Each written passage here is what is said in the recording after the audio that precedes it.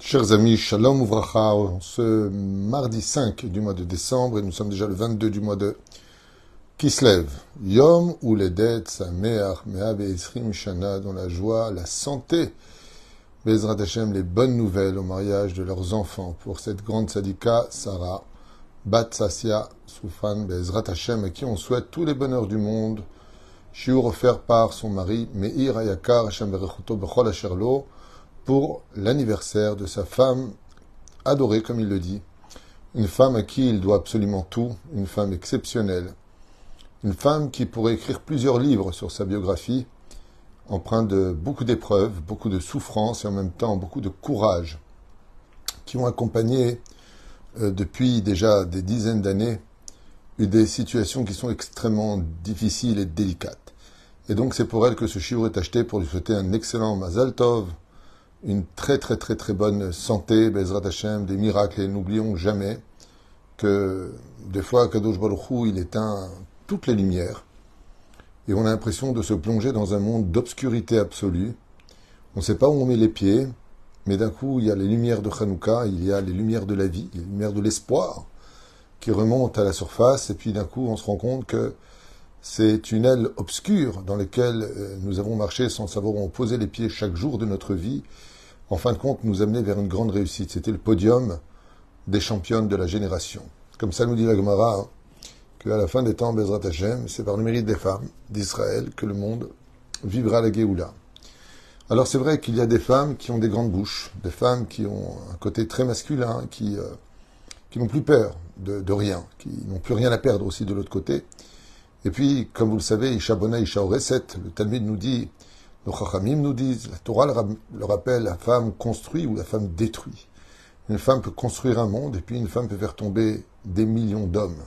Comme malheureusement dans tous ces réseaux sociaux où le côté impudique de toutes ces femmes attire le regard de l'homme et les font tomber malheureusement dans la déchéance et dans, malheureusement, je dis bien malheureusement, des comparaisons avec leurs propres épouses. Je lui ai dit à quelqu'un qui m'avait posé la question, il m'a dit, qu'est-ce qu'il y a de mal de poser sur les réseaux sociaux? Je lui ai dit, quel âge avez-vous? Elle m'a répondu, j'ai 19 ans. Je lui ai dit, très bien. Imaginez que vous soyez un homme, donc attiré par le côté féminin, et que votre femme à côté vous ait donné déjà 5 enfants. Et donc elle serait passée du violon au violoncelle, parce qu'elle prend du poids, parce qu'elle prend de l'âge, parce qu'elle a beaucoup de responsabilités qu'une jeune fille de 19 ans n'a pas. Quand on est un homme, même si on prend de l'âge physiquement, comme on l'a vu avec Yosef Hatzadik, avec la femme de Poutiféra, il y a ce côté qui peut mener un homme à faire des comparaisons. Je lui ai dit, toi, sans le savoir, tu peux avoir des yeux qui te regardent et qui, malheureusement, vont faire des comparaisons avec sa femme qui est juste à côté en disant, peut-être c'est mieux d'avoir 2 de 20 ans qu'une de 40 ans. Lo alenu. La reine, en conséquence de cela, il y a des femmes qui peuvent détruire le monde. Toutes ces personnes qui se montrent sur les réseaux sociaux de façon impudique commettent une erreur d'abord dramatique, interdite, et de qui plus est, mircholite.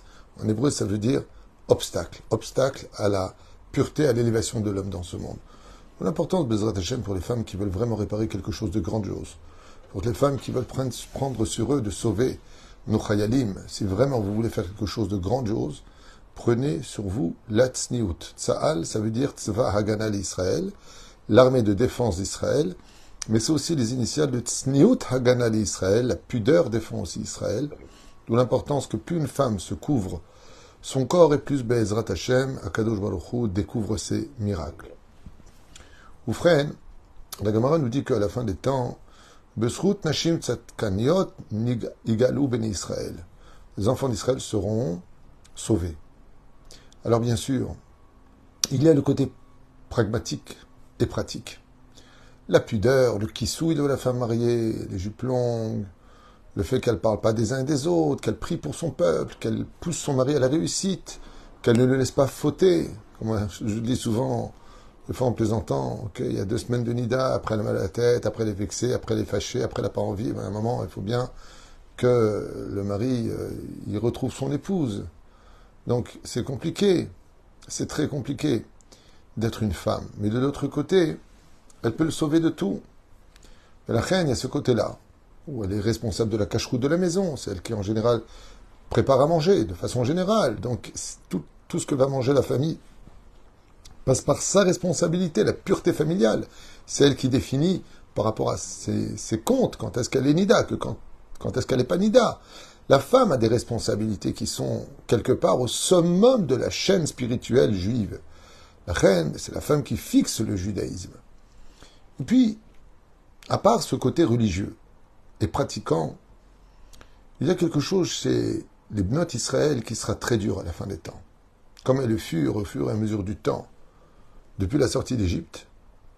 À la fin des temps, on retournera dans un espace d'esclavage, non pas celui de Pharaon, mais celui de la maison. Ce qui fait que les épouses, les jeunes filles, les femmes d'Israël, n'ont pas une vie simple. Non seulement elles ne sont pas forcément comprises dans ce qu'elles font, rarement complimentées pour ce qu'elles ont fait, et le pire de l'histoire, c'est qu'elles ne sont pas comprises aussi en tant que femmes, car les femmes ont des changements hormonaux, les femmes ont une vision de la vie, de la compréhension et de la réception totalement différente de leur mari. Le pire de l'histoire, ce sont les souffrances des femmes. Les femmes souffrent beaucoup. Alors des fois, elles ne souffrent pas beaucoup, mais leur réception de l'épreuve donne des dimensions, certes exagérées pour nous, mais qui pour elles sont dans leur contexte. Alors nous on dit, faut pas exagérer, tu dramatises tout. Non, je suis juste une femme qui, avec ma vision des choses, avec mon sixième sens, des fois va même chercher des problèmes là où ils ne sont pas, mais ils pourraient peut-être venir, alors j'en ai peur. Ce qui fait que la femme vit des choses qui sont quand même très très compliquées.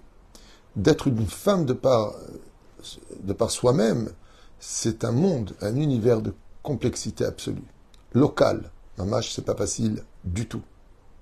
C'est souvent à elle de comprendre la situation, de comprendre les enfants, de comprendre les beaux-parents, de comprendre le mari, de comprendre les voisins. C'est souvent la femme qui joue ce rôle, et quand elle se la ramène un peu trop, on lui demande de se calmer, et que. Il y a les souffrances aussi de la vie qui peuvent s'annoncer par le fait d'être veuve. Nous connaissons beaucoup de femmes, malheureusement, qui vivent cette situation, où il n'y a plus d'hommes à la maison. Et donc c'est elle qui transporte le poids de 2 personnes pour une famille entière. Il y a ces femmes qui vivent dans une précarité telle que quand on leur demande qu'est-ce qu'on mange Shabbat, elles regardent par la fenêtre le ciel en disant Hachem, qu'est-ce que je peux préparer quand le frigidaire est vide. Puis il y a ces femmes qui n'ont même pas de mari à la maison parce qu'ils sont toujours dehors, parce qu'ils appartiennent à des sectes ou à des addictions, ou qu'ils n'ont pas envie d'être à la maison parce qu'ils en ont ras-le-bol. Ce qui fait que toutes ces situations de souffrance et de maladie, de précarité financière, de ne pas avoir la chance, comme certains l'ont, de marier leurs enfants. Il y a énormément de jeunes filles aujourd'hui qui n'ont pas désespéré, mais qui rêveraient de trouver une personne normale avec qui partager sa vie. Une personne qui soit présente pour elle, comme elle le sera pour lui. Une personne qui saura la regarder sans faire de comparaison avec ce qu'il y a de mieux, au lieu de regarder ce qu'il y a de moins bien. C'est pas évident d'être une batte Israël en 2023 de l'ère vulgaire, bientôt 2024. C'est pas évident. C'est pas évident de paraître si transparente face à une génération qui vit dans le paraître, dans le virtuel, dans l'expression d'exister à sa façon. Comme je le dis souvent, exister pour l'autre, aimer l'autre, c'est être présent comme lui a besoin de cette présence, que lui a besoin de cet amour. Des fois, tu vas vouloir aider une personne qui est dans un trou de 4 mètres de profondeur, et tu lui lances une corde qui fait 1,50 m de profondeur. C'est vrai que tu as fait quelque chose de courageux et de bien, tu l'aides, mais tu l'aides en rien, car il n'a pas encore la distance nécessaire pour attraper cette corde et sortir du trou dans lequel il est. Et c'est pareil pour les femmes. Pour cela que j'aimerais dire une phrase tellement importante dans cette génération qui je reconnais peut-être discutable. C'est discutable. Je n'ai pas la science infuse et je ne dis pas que forcément des vérités absolues. Il y a peut-être d'autres façons de penser. Mais ce qui est sûr, c'est que moi je dis tout le temps, dans la vie, que ce soit vis-à-vis de ta femme, de ta famille, de tes enfants, de ton travail, peu importe où tu te trouves, je dis, fais ce que tu as à faire. Sans rien attendre de personne. Fais juste ce que tu as à faire. Parce que si tu descends au niveau médiocre, surtout aujourd'hui dans cette génération particulièrement difficile, de l'ingratitude où tout est vu comme un dû, alors il est certain que tu seras tué sur le chemin avant même d'être déçu de l'autre. N'attends rien de personne. Et pourquoi je vous dis ça? Parce que malheureusement, beaucoup de femmes, beaucoup de couples qui débarquent les uns après les autres, ne serait-ce que dans mon bureau jour après jour, vivent des situations extrêmement pénibles, extrêmement difficiles, où la femme devient de plus en plus homme. Souvent, leur tanote, c'est de dire, oui, mais c'est normal que je prends le rôle de l'homme. C'est pas un homme. C'est vrai que l'homme doit aussi jouer son rôle d'homme. La question, est-ce que la femme va le laisser jouer ce rôle? Est-ce qu'il y a un équilibre entre eux? Car quand on veut laisser une place à quelqu'un, il ne faut pas l'occuper. Alors de l'autre côté, il faut aussi lui faire confiance, même s'il crée des erreurs par la suite. Et c'est pour cela, chers amis, que dans la situation actuelle, qu'on n'oublie jamais que la force la plus élevée d'une femme, c'est sa féminité. C'est cette voix douce, cette voix de réflexion. J'ai fait un cours que je trouve, un de mes meilleurs cours que j'ai fait sur les 6000 cours qui sont sur le site de Torah Traim, qui s'appelle « Ah bon ». Moi, une des choses qui m'a le plus charmé dans mon mariage avec mon épouse, que Dieu la bénisse, c'est que quand je l'ai connue, et je suis encore jusqu'à maintenant, elle a cette extraordinaire réflexion de dire « Ah bon ?» de laisser l'autre, eh bien, intervenir dans ses explications. Et puis lui donner aussi le sentiment qu'il peut lui apporter quelque chose de nouveau. C'est tellement merveilleux quand on est face à quelqu'un qui laisse la possibilité à l'autre de pouvoir aller jusqu'au bout de ce qu'il avait à dire et peut-être de lui apprendre quelque chose qu'il ne savait pas. Ah bon, regardez ce cours. Parce qu'en général, aujourd'hui, c'est à peine tu parles, c'est pas du tout, t'as rien compris, tu comprends rien. Et vous avez deux personnes qui regardent les informations, ils en font une discussion, ils n'ont même pas commencé, qui sont déjà en désaccord, on dirait qu'ils vont se frapper. Pourquoi faire? Le fait de dire ah bon, de s'étonner. D'ailleurs, le tam, c'est celui qui sait s'étonner. La reine, je voudrais simplement rappeler aux Bnot Israël que la plus merveilleuse de toutes les armes d'une femme, c'est sa féminité. De rester féminine. Ça ne veut pas dire être une femme soumise, mais une femme fragile. Et vous savez pourquoi? J'ai remarqué ça à l'aéroport. Enfin, à l'époque. Aujourd'hui, c'est plus comme ça. Mais à l'époque, on transportait quelque chose de fragile. On marquait avec un grand scotch comme ça, un évêque, fragile, en rouge, blanc et rouge, fragile. Et je voyais comme ça à travers la lucarne du tapis que quand il voyait ça, alors il le déposait délicatement. Mais quand c'était des malles ou des valises fermées et hermétiques, comme il le fallait, les valises étaient jetées. Ainsi donc, j'ai appris une petite moralité dans ce domaine de ce que Akadosh Baruch Hu m'avait permis de pouvoir observer à travers une petite lucarne. C'est que quand une femme montre qu'elle est fragile, qu'elle est féminine, on fait plus attention à elle.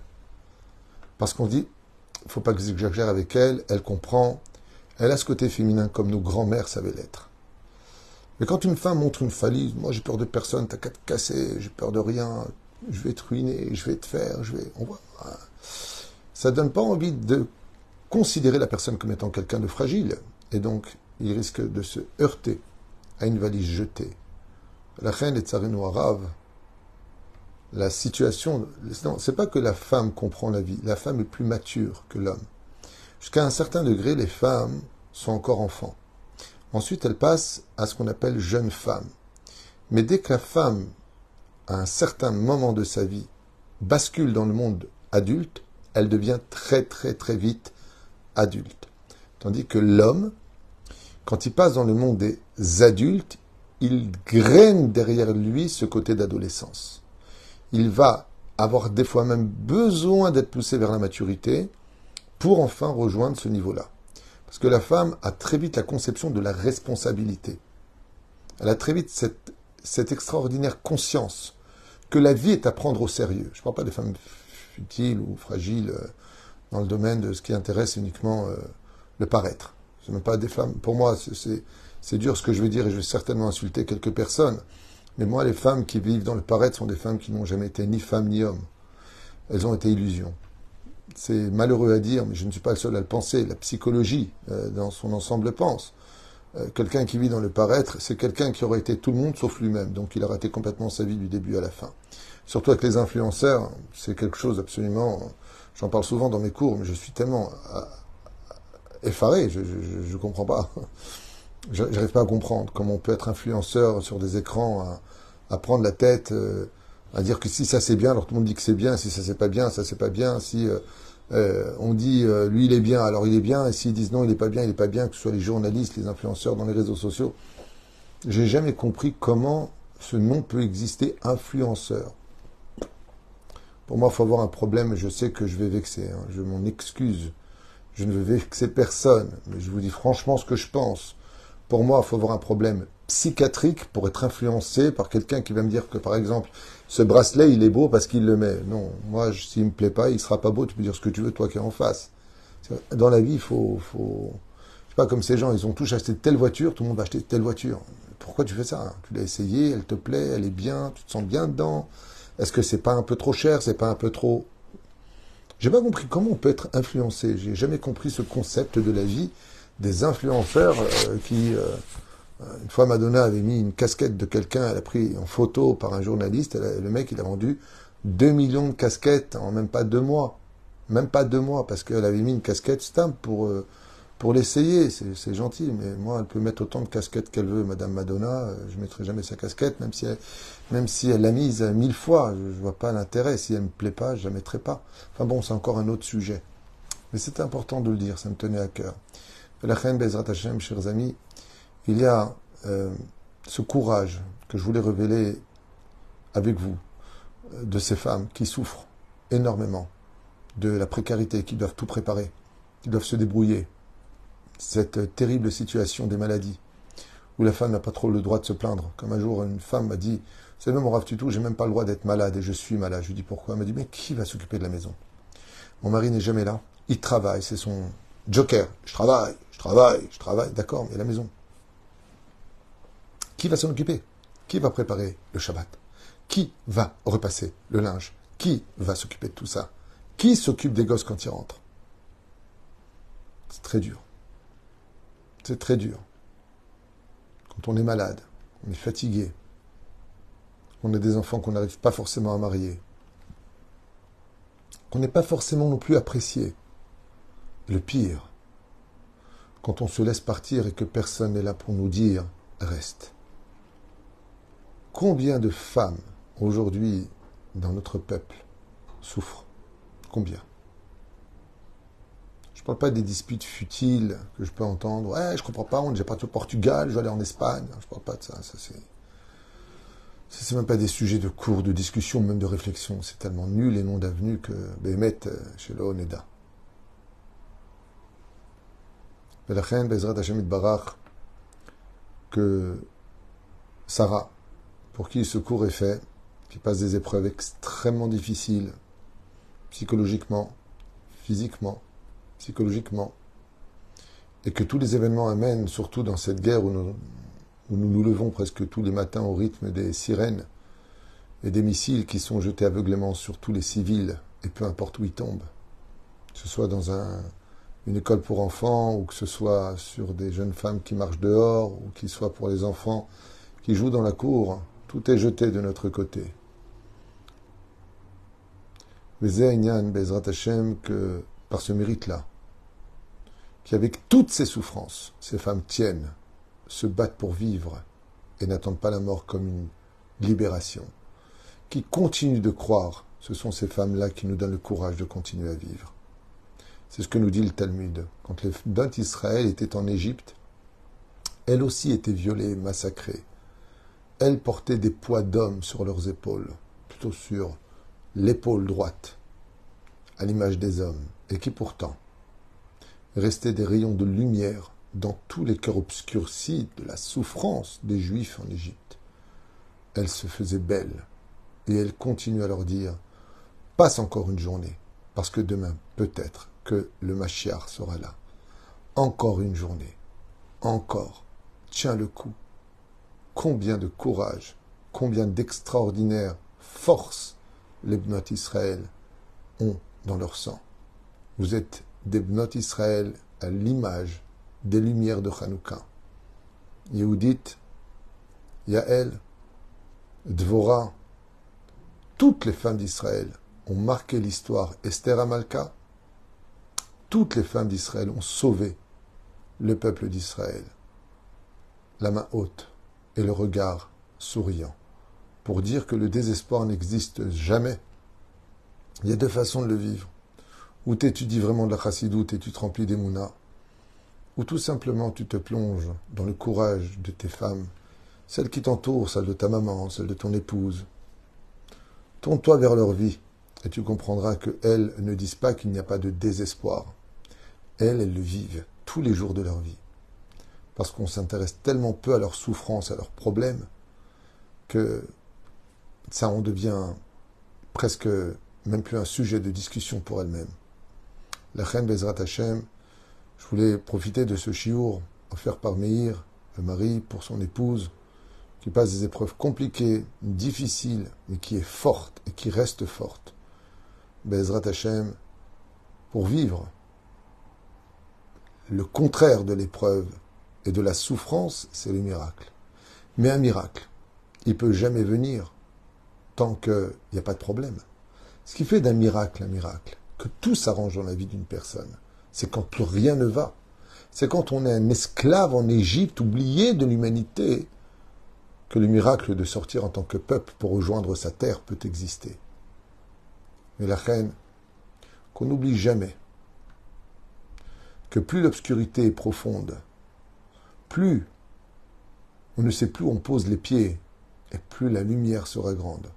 Plus c'est dur, et plus le miracle sera grand. Plus c'est compliqué, et plus la Géoula arrivera. Le disait Chachamim, à la fin des temps, on ne saura même plus sur quel pied danser dans les souffrances. On pleurera pour celui-là, mais il y aura déjà celui-là. Il y aura déjà ce problème, mais il y en aura déjà un autre. Alors je dis simplement une chose, que le Bnot Israël n'oublie jamais ces deux points. Le premier, la pratique juive, à l'image de Sarah, Rivka, Rachel et Léa, soit une vraie bat Israël. Et la deuxième chose, Bezrat Hashem, garde cette extraordinaire féminité qui est l'arme absolue de toutes les femmes. Souriante, humble, gentille. Tu verras qu'avec ce genre de langage, et je vous affirme, chers amis, que très souvent, dans ce bureau, pour les Shlom Bayit, quand je dis ça à certaines femmes qui sont sous pression, qui sont énervées, le mari dit à chaque fois, tu sais ma femme, si tu me parlais, quand tu me parles devant le Rav Tuitou, je ferai ce que tu veux à la maison. Mais tu es trop dur, tu parles des fois trop durement. Oui, mais je suis fatigué, oui, mais je suis un peu plus tzodeket. Mais comme je le dis souvent, chers amis, ce qui compte, c'est le résultat. Donc, Bezrat Hashem, que vous ayez encore cette force juste avant la Géoula qui s'annonce de jour en jour, qui avance à grands pas. Bezrat Hashem, pour ce birour qui est en train de se faire au sein des nations du monde. Birour, c'est-à-dire l'éclaircissement de qui et quoi. Pour ceux qui comprennent ce langage. Parce que une grande lumière va bientôt se reposer parmi nous pour nous éclairer et nous faire sécher toutes ces larmes de souffrance en larmes de joie. Comme le dit le roi David dans le 137e Teilim, Azoraim bedimaa berina yiktsoro. Ces larmes versées de la souffrance deviendront un jour, Be'ezrat Hashem Barach, des larmes de joie. Am Israël Chai Vekayam, qu'Akadosh Baruch Hu Be'ezrat Hashem libère tous nos otages dans les meilleures conditions possibles. On n'entende que de bonnes nouvelles, qu'il n'y ait que de bonnes choses.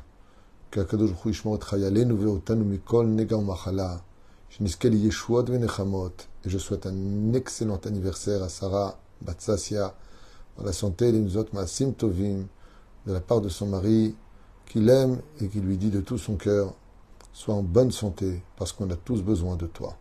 Yeshuot venechamot, ahava ve'arva, ve'shalom ve'reut, et à tout de suite pour un prochain shiur.